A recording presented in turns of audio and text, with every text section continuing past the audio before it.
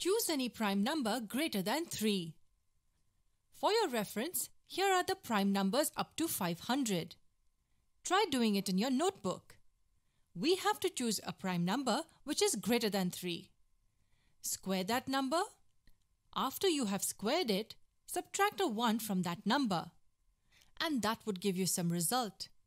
The result you got will surely be divisible by 24.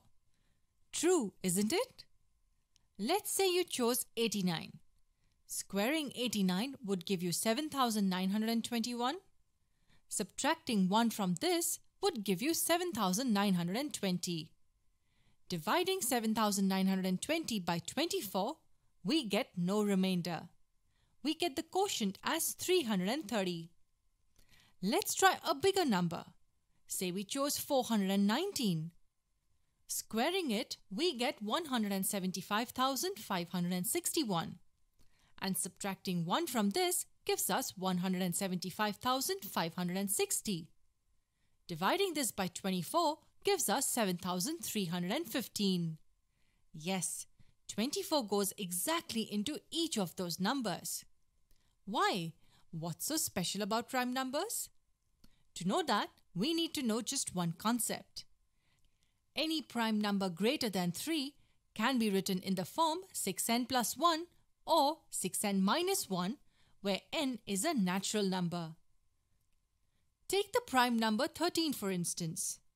It can be written as 6 times 2 plus 1. What about 11? Yes, it can be written as 6 times 2 minus 1. 29 can be written as 6 times 5 minus 1. 73 can be written as 6 times 12 plus 1. Let's say the prime number we chose was of the form 6n plus 1. The first thing we did was we squared the number. That would give us 6n plus 1, the whole squared. Then we subtracted 1. Using the identity of a plus b, the whole squared, we write this as 36n squared plus 12n plus 1. And minus 1 is written as is. 1 and minus 1 cancel out and we are left with 36n squared plus 12n. Look at both the terms. 12n is a common factor to both. This can also be written as 12n multiplied by 3n plus 1. Look at n and 3n plus 1. One of them has to be even. If n is 3, 3n plus 1 will be 10, which is even. If n is 6, then 3n plus 1 will be 19.